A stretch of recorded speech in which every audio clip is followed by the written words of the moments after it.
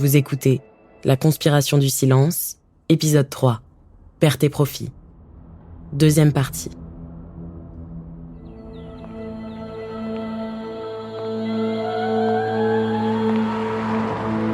En mars 1983, Émile Louis est condamné pour attouchement et incarcéré à la prison d'Auxerre.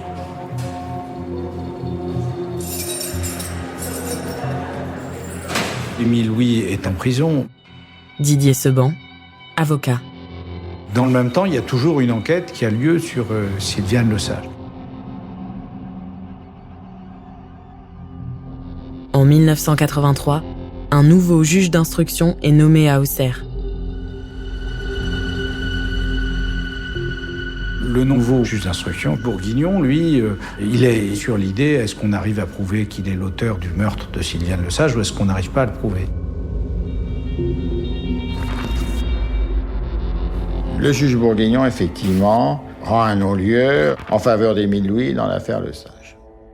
Bernard Revest, avocat à Auxerre. C'est vraisemblablement sur réquisition conforme du procureur de la République de l'époque, M. Meyer. Si le procureur de la République, dans une affaire de crime potentiel, en tout cas de meurtre, en tout cas de corps, qu'on retrouve et qui visiblement a été tué, si le procureur dit « je ne sais pas, c'est un non-lieu », le juge d'instruction, la tendance, en tout cas à cette époque-là, c'est le suivre. Sylviane Lesage, elle s'inscrit dans un ensemble. Mais si on regarde que la disparition et le meurtre de Sylviane Lesage toute seule, on n'a peut-être pas les éléments suffisants, c'est ce que va penser le juge Bourguignon, en tout cas pour renvoyer Émile Louis devant la cour d'assises. Est-ce que c'est de la paresse intellectuelle ? Peut-être. Est-ce que c'est une conviction ? Peut-être aussi. Moi, je crois que c'est dans l'esprit du temps. Ça ferait beaucoup de boulot que d'aller voir plus loin, ma foi. Le procureur se dit, moi, je sais pas, on n'a pas tout, l'ADN n'existe pas à ce moment-là. Louis n'avoue rien du tout. Bon. Perte et profit ? Ça existe aussi dans les cadavres. Vous voyez, la perte et profit. Le meurtre de Sylviane Lesage à Rouvray en 1981 n'a jamais été résolu.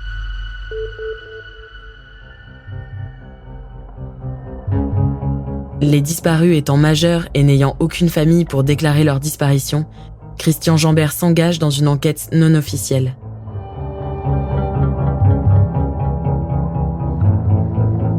Jambert va aller au-delà de ce qui était sa mission de départ, mais c'était intelligent. Et il va mettre en rapport cette disparition de Sylviane Lesage avec la disparition des jeunes femmes qui sont dans l'entourage d'Émile Louis. Christian, pour moi, c'est le meilleur enquêteur que j'ai pu rencontrer. Thierry Bouillevaux, gendarme et ami de Christian Jambert. C'est quelqu'un qui se muait, qui se déguisait, c'est quelqu'un qui s'investissait à 200% pour son travail. Il travaillait la nuit, il travaillait le jour. Je me souviens entendre sa voiture rentrer au petit matin. À 5h du matin, c'était Christian, parce que c'était pas un fin pilote au niveau de la voiture. Donc on entendait arriver dans la caserne, Kiki avait passé la nuit dehors, il était au contact.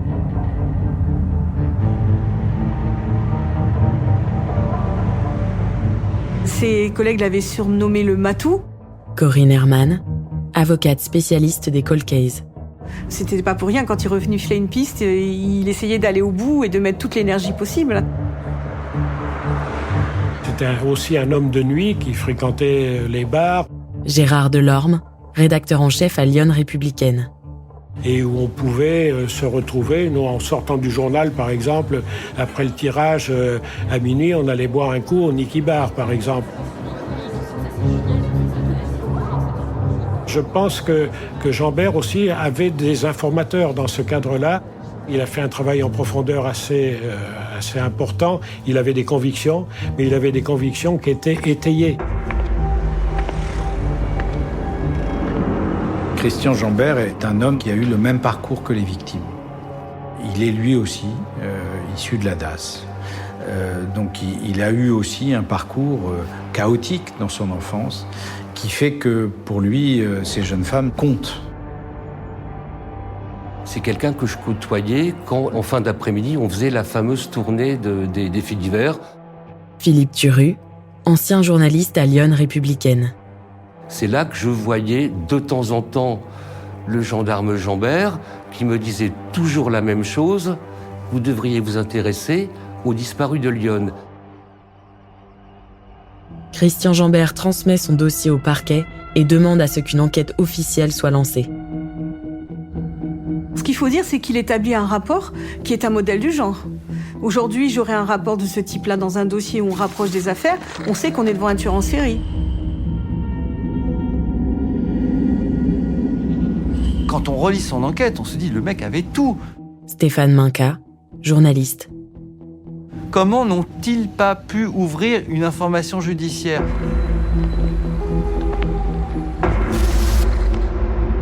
Personne ne prend Jambert au sérieux. Son enquête ennuie. Elle dérange. C'est un rapport accablant. Ce dont de parle Jambert, c'est gravissime. Il remet ça à la justice. Il s'attend, lui, à ce qu'on lui demande de poursuivre l'enquête sur cet homme, de poursuivre l'enquête sur ces cas-là. Ce rapport qui est versé arrive chez le juge qui n'en fait rien, repart chez le procureur qui n'en fait rien. On n'a même pas de non-lieu. On a en fait un post-it où il y a écrit en majuscule « non ». Qui a écrit ce nom ? Qui a fait que ce rapport, qui était quand même très précis, très détaillé sur des jeunes femmes disparues, reste comme ça sans qu'on fasse rien. On ne sait pas ce qui s'est passé par la suite, mais le dossier disparaît.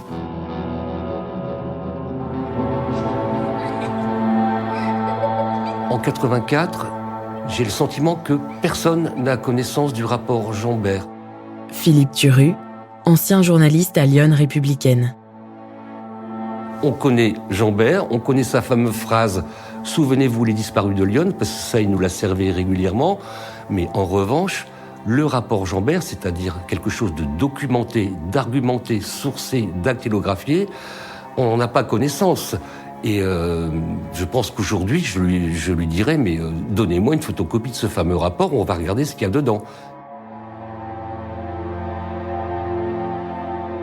Je n'en reviens pas d'avoir été si peu curieux, si peu scrupuleux, si peu professionnel avec les propos que nous tenait Jambert.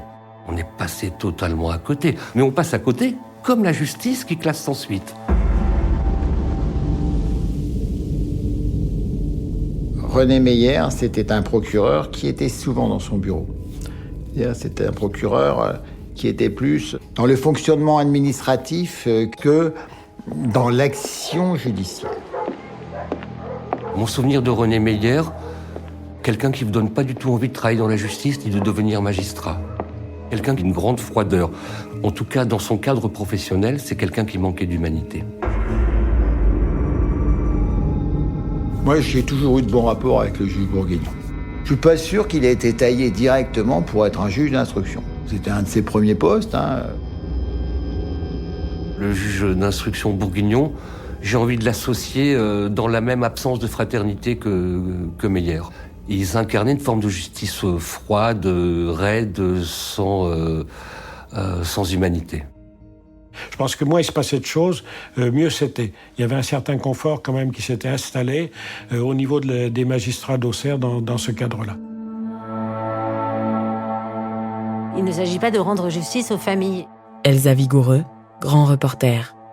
Il s'agit d'entretenir l'entre-soi, qui peut ressembler à une espèce de famille locale, en fait. Cette espèce de regroupement de notables, pour que les fondations de cet entre-soi ne s'écroulent pas. Donc les victimes, si la condition pour que tout ce petit monde ne s'écroule pas et que ce sur quoi il repose reste solide, si la condition c'est que les victimes soient piétinées, écrasées, oubliées et transformées en hachis parmentier, il n'y a pas de problème, quoi. Ce sera le cas. Dans les magistrats que j'ai rencontrés, les magistrats de l'époque, qui peuvent être considérés comme responsables de tous ces dysfonctionnements, ils assumaient, ils trouvaient ça normal en fait. C'était leur travail de faire ça. C'était leur conception à eux du travail. En fait, ce qui compte, c'est quand même de préserver cet entre-soi qui offre un confort certain à tous ces protagonistes, en fait, à tous ces gens qui vivent bien. Au fond, c'est l'addition de négligences à la fois, évidemment, de la DAS, à la fois, évidemment, des établissements qui accueillaient ces jeunes femmes. Elle n'était rien pour la société, au fond. Et la disparition de rien, ça n'inquiète personne. La DAS, les centres qui les accueillaient ont totalement failli. Et puis la justice, qui finalement arrive un peu en bout de chaîne, et donc ne va pas chercher, mais je crois que c'était plutôt une attitude de la justice dans Lyon à l'époque, ça n'était pas la priorité, puisque finalement, elles sont des moins que rien, et qu'on ne va quand même pas mettre la justice en branle pour des moins que rien. En 1984, Émile Louis sort de prison et part vivre dans le sud de la France. Un mois plus tôt, une jeune femme de la DAS s'échappe d'une maison dans les environs d'Auxerre.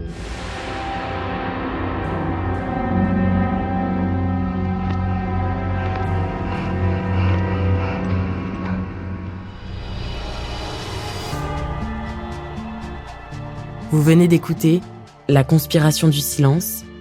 Si vous avez aimé ce podcast, vous pouvez vous abonner sur votre plateforme de podcast préférée et suivre Initial Studio sur les réseaux sociaux.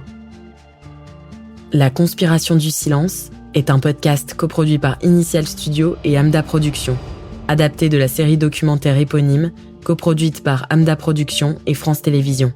Cet épisode a été écrit et réalisé par Vincent Hérissé et Thierry Fournet. Production exécutive du podcast, Initial Studio. Production éditoriale, Sarah Koskiewicz et Astrid Verdun, assistées de Cypriane Ligère. Montage, Johanna Lalonde, avec la voix d'Alix Martineau.